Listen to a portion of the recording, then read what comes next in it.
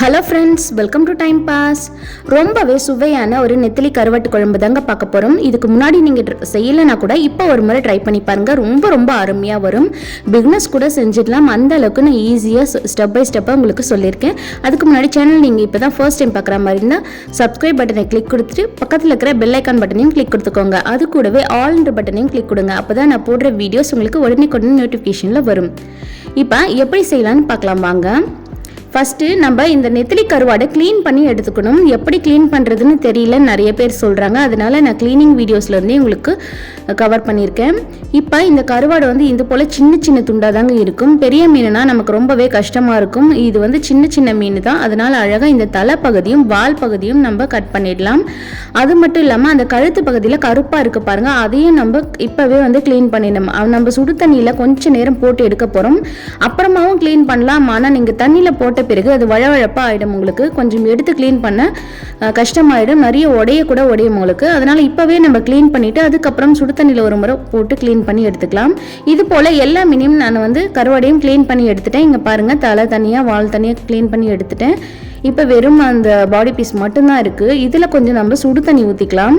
சுடு தண்ணி ரொம்ப நேரம் ஊற்றி ஊற வைக்கக்கூடாதுங்க. அதில் இருக்கிற லைட்டாக அந்த டஸ்ட் எல்லாம் வந்த பிறகு இந்த மாதிரி கலந்து கொடுங்க, வந்துடும். அதுக்கப்புறம் இன்னொரு தண்ணியில் இன்னொரு முறை ஊற்றி நம்ம க்ளீன் பண்ணி எடுத்துக்கலாம். ரொம்ப நேரம் ஊற வச்சிங்கன்னா அது உடஞ்சி போயிடும். ரொம்ப சின்ன கருவாடு துண்டுன்றதுனால அது உடைய வாய்ப்பு இருக்குது.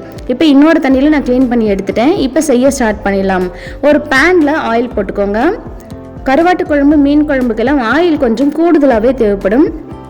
இப்போ தாளிக்க கொஞ்சம் கடுகு கருவேப்பிலை போட்டிருக்கேன். ரெண்டும் பொரிஞ்சதும் வெங்காயம் சேர்த்துக்கோங்க.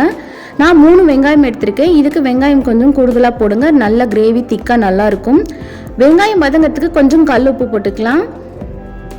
இப்போ எல்லாமே நல்லா வதங்கிடுச்சு. நம்ம 2 தக்காளி கட் பண்ணி வச்சுருக்கேன், அதையும் இது கூட சேர்த்துக்கிறேன். தக்காளி கம்மியாக சேர்த்துட்டு புளி கொஞ்சம் கூடுதலாக சேருங்க. கருவாட்டு குழம்பு ரொம்ப நல்லாயிருக்கும். இப்போ கொஞ்சம் பூண்டு பற்கள் நான் தட்டி வச்சுருக்கேன், அதையும் சேர்த்துக்கிறேன். இது எல்லாம் நல்லா வதங்கின பிறகு காய், முருங்கைக்காய், கத்திரிக்காய் போட்டு தான் நம்ம இதை செய்ய போகிறோம். நீங்கள் காய் சேர்த்து செய்ய பிடிக்கலைன்னா நீங்கள் இந்த காய் மட்டும் ஸ்கிப் பண்ணிவிடுங்க. காய் போட்டு செய்யணும்னு நினைக்கிறவங்க இது கூடவே செய்யலாம்.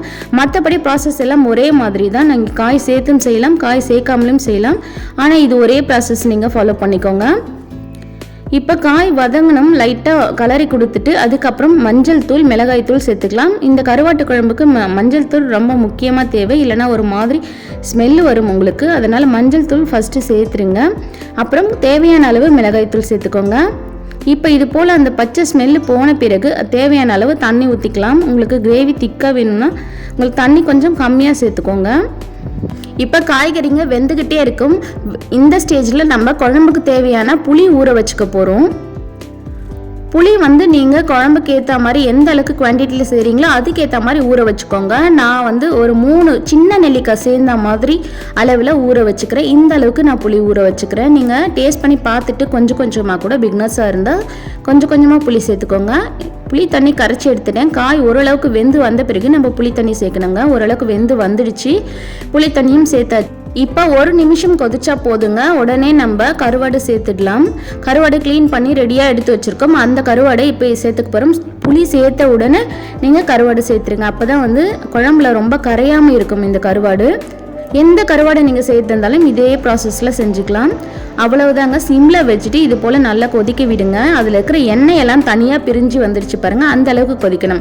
ஒரு 10 நிமிஷம் சிம்மில் வச்சு கொதிக்க வச்சிங்கன்னா கருவாட்டு குழம்பு ரெடி. இது களிக்கு, ரைஸ்க்கெல்லாம் ரொம்ப டேஸ்ட்டாக இருக்குங்க. செஞ்சு பார்த்துட்டு எப்படி இருந்ததுன்னு எனக்கு கமெண்டில் சொல்லுங்கள்.